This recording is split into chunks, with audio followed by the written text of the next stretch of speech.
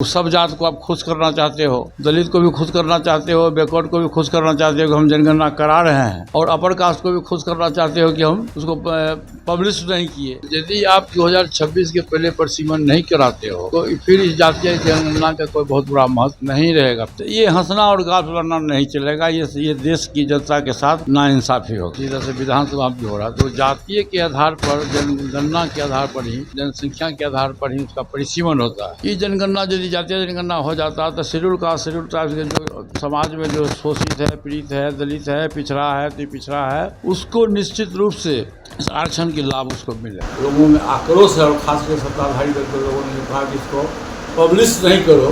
सरकार में जितने लोग शामिल थे, कांग्रेस भी शामिल थी, आरजेडी के लोग भी थे, इस तरह सब लोगों को जाता है, बिहार किसी एक व्यक्ति को नहीं जाता है।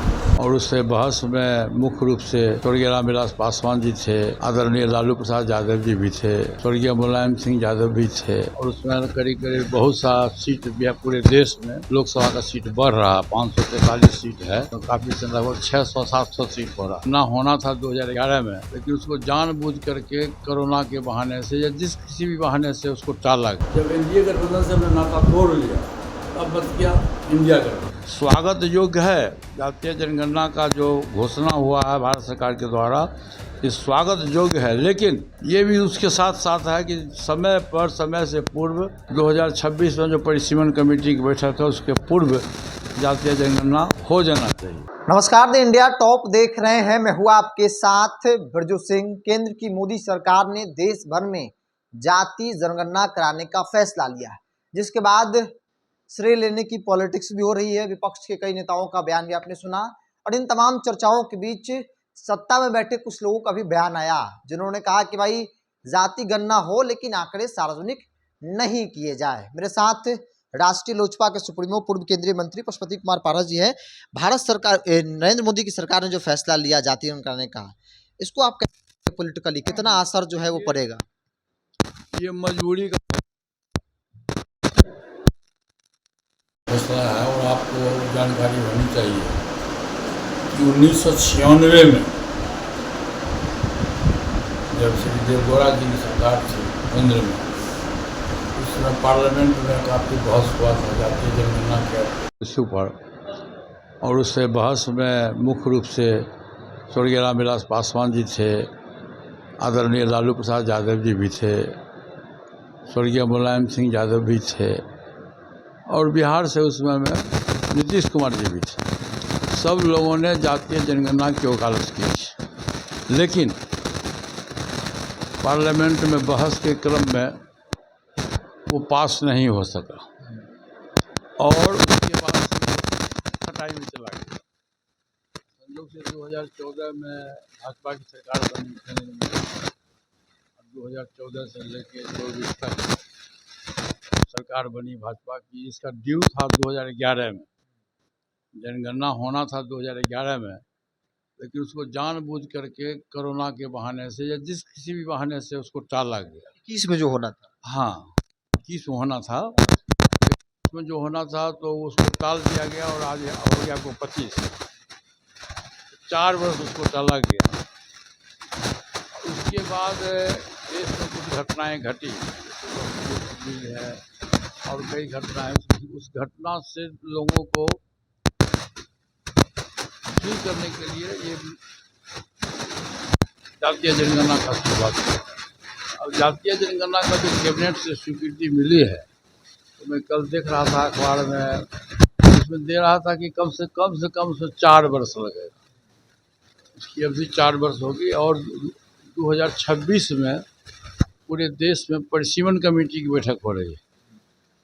जो लोकसभा और विधानसभा में जो परिसीमन होता है, जो जनसंख्या के आधार पर उसका घटोत्तरी बढ़ोतरी होता है, और उसमें करीब बहुत सा सीट पूरे देश में लोकसभा का सीट बढ़ रहा। 543 सीट है तो काफ़ी से लगभग 600-700 सीट हो रहा है।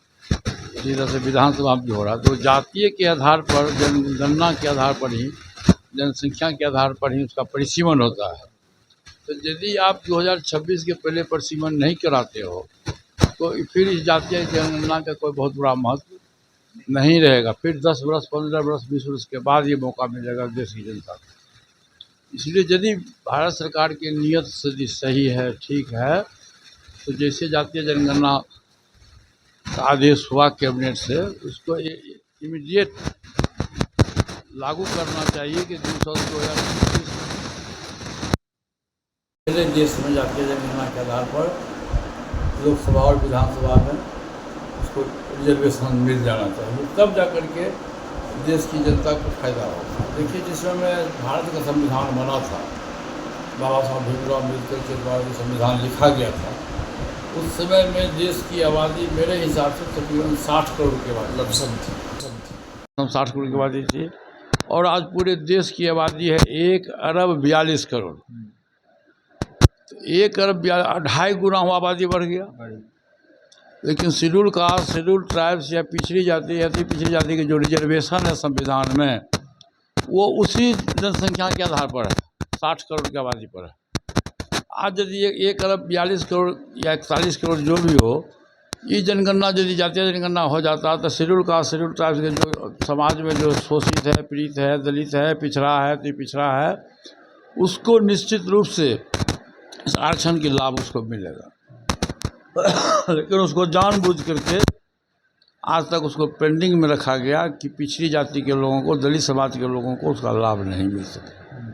इसीलिए स्वागत योग्य है जातीय जनगणना का जो घोषणा हुआ है भारत सरकार के द्वारा, ये स्वागत योग्य है। लेकिन ये भी उसके साथ साथ है कि समय पर, समय से पूर्व 2026 में जो परिसीमन कमेटी की बैठक है, उसके पूर्व जातीय जनगणना हो जाना चाहिए। तो सरकार में कुछ लोग बैठे हुए हैं, जो आपका इशारा था, सरकार में कुछ लोग बैठे हुए हैं कि उसका कहना है कि जनगणना हो, लेकिन पब्लिक में मैसेज नहीं जाए। चिराग जी ने कहा ये बात, क्या अर्थ है, उससे मतलब नहीं है।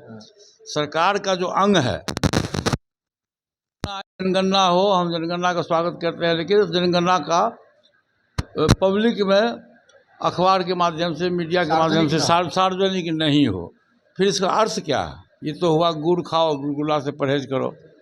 तो सब जात को आप खुश करना चाहते हो, दलित को भी खुश करना चाहते हो, बैकवर्ड को भी खुश करना चाहते हो कि हम जनगणना करा रहे हैं, और अपर कास्ट को भी खुश करना चाहते हो कि हम उसको पब्लिश नहीं किए। तो ये हंसना और गाल फुलाना नहीं चलेगा। ये देश की जनता के साथ नाइंसाफ़ी होगा। एक बड़ी बात आपने कही कि इससे पहले आंकड़े नहीं आते हैं, जैसा कि आपने कहा कि लंबा अवधि लग जाएगा, तो फिर जाहिर तौर पर बिहार को भी नुकसान होगा, संख्या के आधार पर सीटें नहीं बन पाएंगी, और जो चीज़ें हैं, जो फायदे मिली, नहीं मिल पाएंगे। नहीं मिलेगा, पूरे देश को नहीं मिलेगा। बिहार में, लेकिन पूरे देश को भी, जो लोकसभा का चुनाव आएगा उस समय 29 में, उस समय किसी को फायदा नहीं होगा। क्योंकि जनगणना आप ये देखिए, जो परिसीमन कमेटी की बैठक 2026 में, उसके बाद होगा, कम से कम 10 वर्ष के बाद होगा, तो 36 में जाकर नया परिसीमन होगा। आंकड़े तो वही 26 से पुराने आंकड़े, पिछले वाले आंकड़े के आधार पर चुनाव करेंगे। और ये जो जातीय जनगणना है, उसका पब्लिकेशन या उसका फायदा या लाभ जो है लोगों को 36 के बाद मिलेगा। इससे क्या फायदा? इससे तो फायदा नहीं, तो झुंझुना दिखलाना हुआ पड़ेगा। इसलिए समाज में इस ढंग की जो बात है, समाज में इसके लिए लोगों में आक्रोश है, और खासकर सत्ताधारी दल के लोगों ने कहा कि इसको पब्लिश नहीं करो। इससे लोगों में काफ़ी इस बात को दुखी है, और काफ़ी लोगों में आक्रोश है। एक बात आपसे जानना चाहेंगे, राजनीति का लंबा अनुभव आपके पास है, जो लालू प्रसाद यादव ने कहा, जो राहुल गांधी ने कहा, तमाम विपक्षी नेताओं ने कहा कि भाई हमारे दबाव में आकर नरेंद्र मोदी जी ने फैसले लिए, क्या लगता है श्रेय किसे मिलना चाहिए? जातीय गणना का फैसले का श्रेय क्या लालू यादव जाना चाहिए, राहुल गांधी को जाना चाहिए, नरेंद्र मोदी को, नीतीश कुमार को जाना चाहिए? किसी व्यक्ति विशेष का नाम नहीं लूँगा मैं, लेकिन ये जो फायदा है, ये श्रेय विपक्ष के लोगों को मिलना चाहिए। क्योंकि विपक्ष की लड़ाई 1996 से शुरू है। 96 उस समय लालू प्रसाद यादव जी भी थे, उसमें मुलायम सिंह यादव भी थे, रामविलास पासवान जी भी थे, जितने समाजवादी लोग हैं पूरे देश में, सभी लोगों ने एक स्वर से पार्लियामेंट में कहा था कि जातीय जनगणना होना चाहिए। और उसमें उसको खटाई में रखा गया, जो नतीजा हुआ कि 31 वर्ष के बाद 96 में ये पार्लियामेंट में पास हुआ था, और आज 2025 से 31 वर्ष के बाद इसका जो एक मैंने कैबिनेट से इसकी स्वीकृति मिली। इसलिए विपक्ष को इससे विपक्ष को जाता है। लेकिन नीतीश कुमार ने जैसे बिहार में अपने संसाधनों पर सरकार ने कराई, इससे पहले की सरकारें चाहे वो बिहार में हो या केंद्र में करा सकती थी, नहीं कराई। नीतीश कुमार की भूमिका को कैसे देखते? नीतीश कुमार से करें तो एनडीए के साथ। देखिए जब जिस समय नीतीश कुमार जी ने कराया उस समय आरजेडी भी नीतीश कुमार के साथ, सभी पार्टी का समर्थन था, सब पार्टी का समर्थन था, सब लोग के सहयोग से उसमें तेजस्वी जी भी थे, डिप्टी सीएम तेजस्वी जी भी थे। जो बिहार में जो जनगणना या रिजर्वेशन जो हुआ उसमें आप सिर्फ नीतीश कुमार जी को श्रेय दीजिएगा तो मैं नहीं मानूंगा। सरकार में जितने लोग शामिल थे, कांग्रेस भी शामिल थी, आरजेडी के लोग भी थे, इस श्रेय सब लोगों को जाता है, बिहार किसी एक व्यक्ति को नहीं जाता। और ये तो शुरू से लड़ाई चलते आ रही है, आज़ादी के बाद से लड़ाई चला है। बैकवर्ड बड़ी आप देखे होइएगा, जब मंडल कमीशन लागू हुआ था उस समय में मंडल और कमंडल के खिलाफ कितनी लड़ाई हुई थी, तो पूरे देश के लोग जानता है। इसलिए ये जो श्रेय है जातीय जनगणना का श्रेय 100% विपक्ष के नेताओं को मिलना चाहिए। एनडीए को लगता है कि इसका फायदा आगामी विधानसभा चुनाव बिहार में मिलेगा, क्योंकि सामने तो चुनाव है यहाँ पे। कोई फायदा नहीं मिलता, क्योंकि बिहार की जनता बहुत होशियार है, अब बहुत पॉलिटिकलाइज है बिहार। पूरे देश के आप देखिए जो भी आंदोलन शुरू होता है बिहार से होता है। स्वर्गीय जयप्रकाश नारायण जी का आंदोलन, 74 का आंदोलन, आप देखिए जो पूरे देश शिथिल हो गया था और बिहार से ही शुरुआत हुआ और पूरे देश में ये मामला चला और केंद्र की सरकार को इस्तीफा देना पड़ा और केंद्र की सरकार को जाना पड़ा। इसलिए बिहार बहुत सेंसिटिव स्टेट है, बिहार के लोग बहुत ही पॉलिटिकली एडवांस हैं। इसलिए जो सही होगा दूध का दूध और पानी का पानी, वही बिहार का लोग फैसला। और इसे भी आप देख लीजिए भाई, मैं तकरीबन हमारी पार्टी का जो फैसला हुआ था कि चलो गांव की ओर, तो हम लोग 3 महीने के अंदर में पूरे बिहार में 22 पंचायत, 22 जिला का हम लोगों ने भ्रमण किया। उस जगह आप भी गए थे और उस जिला के भ्रमण में और जो हम लोगों ने जिला सम्मेलन की, उसमें जो हमारा वोटर है, जो वोट बैंक है, शोषित है, दलित है, पिछड़ा है, दलित है, सब लोगों की और ऊंची जाति में भी जो था वो सब लोगों की आवाज़ थी कि सत्ता परिवर्तन होना चाहिए। एक मुफ्त बिहार का लोग चाह रहे हैं कि सत्ता परिवर्तन हो। 20 वर्ष तक एक व्यक्ति की सरकार है और एक पार्टी की सरकार है, और एक व्यक्ति और एक पार्टी की सरकार के बावजूद भी बिहार में कोई बड़ा कल कारखाना नहीं लगा। शिक्षा की व्यवस्था बहुत चौपट है, चरबरा रहा है। आप देखे होइएगा कि आप अपने भी बच्चे को प्राइवेट स्कूल में पढ़ाते होइएगा, सरकारी स्कूल में कोई व्यक्ति अपने बच्चे को नहीं पढ़ाते, तो सरकारी स्कूल में कोई व्यवस्था नहीं है। भ्रष्टाचार चरम सीमा पर है। आप सचिवालय में जाइए, जिला समाहरणालय में जाइए, ब्लॉक हेडक्वार्टर में जाइए, कहीं भी बिना घूस लिए हुए, बिना पैसा दिए हुए कोई काम नहीं होता। और बिहार की स्थिति, लॉ एंड ऑर्डर की स्थिति बहुत ख़राब है और दिन दहाड़े हत्याएँ हो रही है, दलित के साथ बलात्कार हो रहा है, दलित की हत्याएँ हो रही है। और बिहार सरकार बिल्कुल सक्षम नहीं है, बिहार सरकार बिल्कुल अक्षम है। एक अंतिम सवाल ले लेते हैं, क्योंकि आप जिला स्तर पर कार्यक्रम भी कर रहे हैं, गाँव की और आपकी पार्टी बढ़ चुकी है। महागठबंधन की 3 बैठक समाप्त हो गई, आपने विधिवत घोषणा भी कर दिया है कि एनडीए से मेरा कोई नाता नहीं है। तो लोग जानना चाह रहे हैं कि पशुपति कुमार पारस कब महागठबंधन की बैठक में शामिल होंगे, कब विधिवत वो महागठबंधन का हिस्सा होंगे, क्या करेंगे, किस सीटों पर लड़ेंगे? लोगों की नज़र है, नज़र होना स्वाभाविक बात भी है। देश में 2 धोरी है, एक एनडीए गठबंधन है, दूसरा इंडिया गठबंधन। विधिवत मैंने बाबा साहब भीमराव अम्बेडकर के जयंती के अवसर पर 14 अप्रैल को, उसमें आप भी थे वहाँ मौजूद, बापू सभागार में विधिवत हमारी पार्टी ने घोषणा किया कि हम 2014 में हम लोग एनडीए गठबंधन में गए थे और 14 अप्रैल 2025 को हम लोगों ने एनडीए गठबंधन से नाता तोड़ा। अब 2 ही गठबंधन है, इंडिया गठबंधन है और एनडीए गठबंधन है। जब एनडीए गठबंधन से हमने नाता तोड़ लिया, अब बच गया इंडिया गठबंधन, ठीक है। तो अभी हम अपने पार्टी के कार्यक्रम में व्यस्त हैं। 22 जिला अभी तक हम लोग गए हैं, 16 जिला और बाकी है।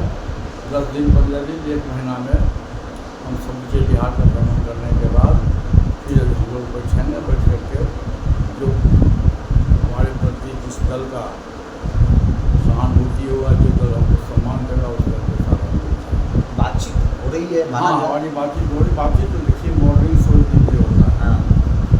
15 जनवरी को जब दही चूड़ा का भोज हुआ यहाँ, और हमने सभी दल के लोगों को निमंत्रण दिया, क्योंकि एनडीए गठबंधन से कोई भी व्यक्ति यहाँ नहीं आए, लेकिन आदरणीय लालू प्रसाद यादव जी दीवार होने के बावजूद भी हमारे यहाँ आए। उनके साथ काफ़ी संख्या में लोग आए, तेज प्रताप यादव जी भी आए, सब लोग आए, भी आए, सब लोग आए और आकर के उन्होंने मेरा मान हिम्मत भी दिया, उन्होंने मान सम्मान भी कराया और हिम्मत भी दिया उन्होंने। और ऐसे भी लालू जी से मेरा रिश्ता बहुत पुराना रहा है। हम 77 से विधायक रहे हैं बिहार में, 8 बार विधायक रहे, 9 बार सांसद रहे। तो 90 में जब आदरणीय लालू प्रसाद यादव जी बिहार के मुख्यमंत्री बने थे, तो उनको मुझ पर ही विश्वास था, उन्होंने मुझ पर ही विश्वास करके अपने कैबिनेट में मुझे मैं 7 वर्ष तक मेरे कैबिनेट में काम भी किया। तो शुरू से हमारा रिश्ता, शुरू से इस पारिवारिक रिश्ता है हमारा, बड़े भाई छोटे भाई का रिश्ता है। और जब भी समय आएगा तब देख लीजिएगा, जो कहावत है मोदी सोच दीजिए, जो भी होगा वो अच्छा होगा। और आपका जहाँ इशारा है उस गठबंधन की ओर हम लोग लेट से सही जाएंगे। चलिए लेट से ही सही, लेकिन महागठबंधन की ओर ज़रूर जाएंगे। पुष्पति कुमार पारस ने बताया कि भाई नरेंद्र मोदी की मजबूरी है जाति आधारित गणना कराना। आज की तारीख में परिस्थिति क्या बन रही है, नरेंद्र मोदी को जब ऐसा एहसास हुआ कि जाति गणना कराना चाहिए, विपक्ष के दबाव में विपक्ष को सिरे जाता है इस बात का, जैसे कि उन्होंने कहा कि विपक्ष नेताओं ने इस प्रकार से माहौल बनाया था, नरेंद्र मोदी की मजबूरी इस फैसले को लेना हो गया था। बहरहाल इस पूरी ही बहुत बहुत धन्यवाद।